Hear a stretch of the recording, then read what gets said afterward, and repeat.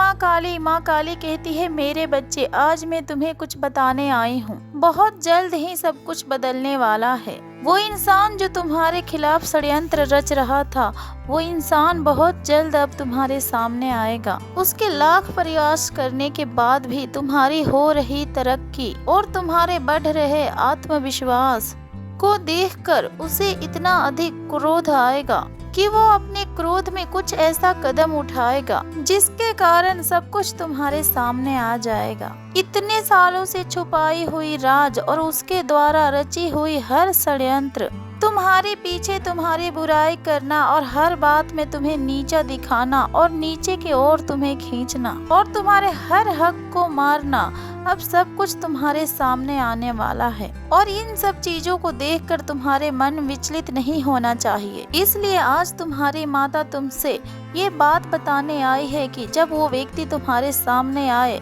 तो क्रोध में आकर तुम कोई ऐसा कदम मत उठा लेना जिससे सब कुछ खराब हो जाए। उस पल में भी अपने माता को याद करना कि तुम्हारी माता उस पल भी तुम्हारे साथ है और सब कुछ देख रही है। उन सभी का एक एक कर्मों का फल उन्हें तुम्हारी माता जरूर देगी। और जब वो व्यक्ति तुम्हारे समक्ष खड़ा होगा तब ये बात भी याद रखना कि उसे तुम्हारे समक्ष खड़ा करवाने वाली भी तुम्हारी माता ही है। तुम्हारे जीवन में बहुत जल्द ही सब कुछ बदलने वाला है।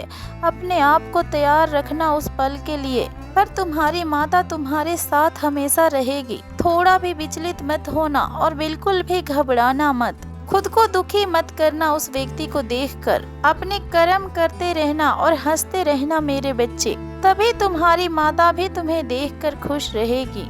और मेरे बच्चे, क्या हुआ तुम्हें? आजकल तुम इतना अकेला महसूस क्यों कर रहे हो? तुम्हारी माता देख रही है कि जिन लोगों के लिए तुमने अपना सब कुछ छोड़ दिया, आज वही लोग तुम्हारे साथ कैसा बर्ताव कर रहे हैं। परंतु मेरे बच्चे, ये तो तुम्हारे व्यवहार है, हमेशा से तुम्हारी आदत रही है दूसरों के लिए अच्छा करने का, दूसरों के लिए भलाई सोचने की। तुम हमेशा दूसरों का भला ही सोचते हो। तुम में यही एक बात है मेरे बच्चे जो तुम्हें औरों से बिल्कुल अलग बनाती है और जिसके लिए तुम अपने माता का भी प्रिय बच्चे हो। इसीलिए तुम्हारी माता भी तुमसे बहुत प्रेम करती है, क्योंकि तुम हमेशा बेसहारा लोगों को मदद करते हो और उनके हित में सोचते हो। तुमने अपने जीवन में बहुत त्याग किए हैं और अपने पूरे जीवन में भी बहुत परिश्रम किया है। बचपन के दिनों से ही अपने जीवन में तुमने बहुत सारे संघर्ष देखे हैं, पर तब भी तुमने हार नहीं मानी और मुस्कुराना नहीं छोड़ा।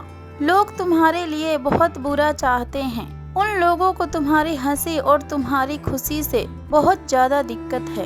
तब भी तुम उन लोगों से इतना अधिक प्रेम करते हो कि हमेशा अपनी माता से यही विनती करते हो कि हे माता, उन लोगों को उनकी गलतियां माफ कर देना। तुम्हारी इन्हीं बातों से तुम्हारी माता बहुत अधिक तुमसे प्रसन्न रहती है। और आज तुम्हारी माता तुम्हें ये बताने आई है कि ये संदेश पाते ही तुम्हारे जीवन में नई चमत्कार होगी और ये संदेश को पाते ही तुम जो चाहते हो तुम्हारे जीवन में वो होना शुरू हो जाएगा और तुम भी उस काम को करना शुरू कर देना।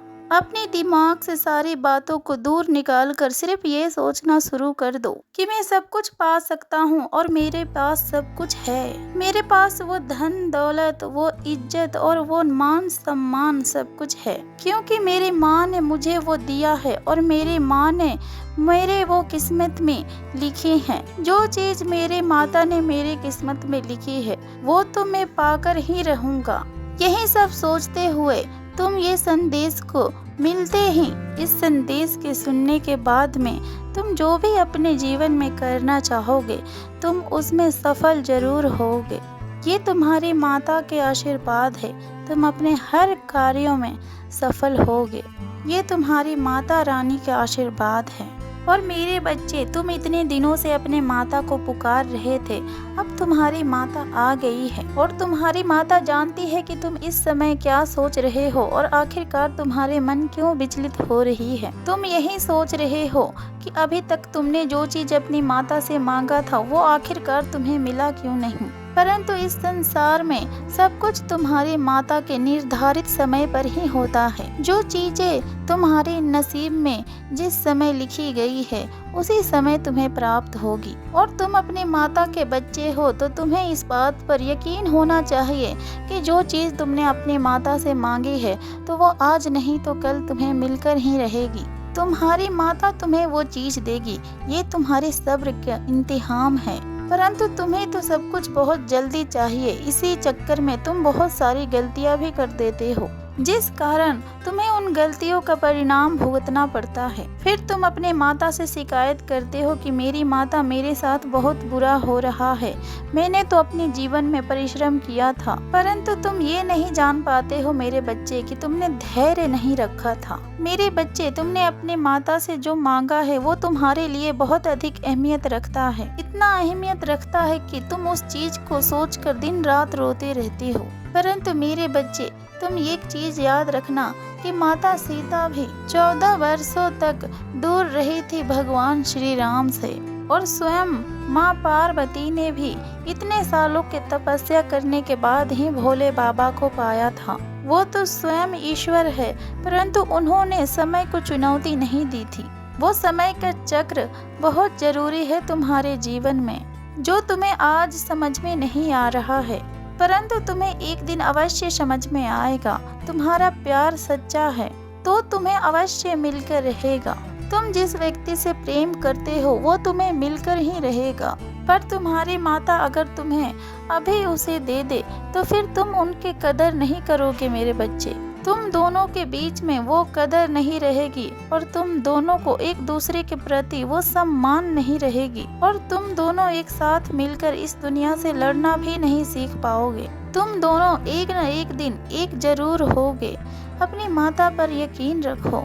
तुम दोनों को कोई जुदा नहीं कर सकता। तुम दोनों को एक होने से कोई भी नहीं रोक सकता। बस सब कुछ अपने समय के हिसाब से होगा। जो चीज जिस समय के लिए निर्धारित हो चुकी है बस उसी समय पर होगा वो चीज। और तुम्हें अपने अंदर कुछ बदलाव भी लाना है। तुम्हारी ये क्रोध और ये तुम्हारी जल्दबाजी तुमसे तुम्हारे जीवन में बहुत अधिक गलत कदम उठवा रही है, जिसका परिणाम तुम्हें अभी भुगतना पड़ रहा है। और इसीलिए तुम अपने जीवन में इतने अधिक दुखी हो और इतने अधिक रो रहे हो। इन चीज़ों को सुधारो।